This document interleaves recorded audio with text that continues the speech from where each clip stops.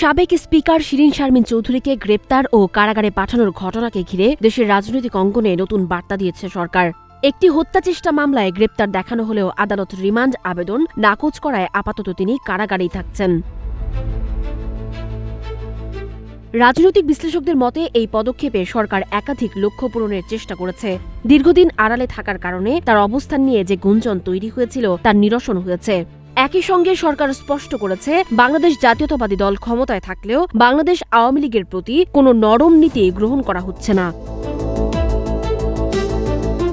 এছাড়া ধর্মভিত্তিক দলসহ বিরোধী শক্তিকে আশ্বস্ত করা, প্রশাসনের স্থিতিশীলতা বজায় রাখা এবং ভবিষ্যৎ নির্বাচনকে প্রভাবমুক্ত রাখার ইঙ্গিতও এতে রয়েছে।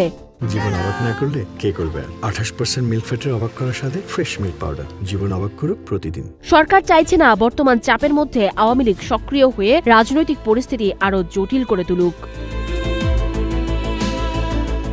বিশ্লেষকরা বলছেন, এক গ্রেপ্তারের মাধ্যমে সরকার একাধিক বার্তা দিয়েছে, কঠোরতা ও সংযমের ভারসাম্য রেখে। ফলে নানা রাজনৈতিক উদ্দেশ্য পূরণ হয়েছে, অথচ সরাসরি সংঘাত বা বড় ঝুঁকিও নেয়নি সরকার। যেন সাপও মারল, লাঠিও ভাঙল না।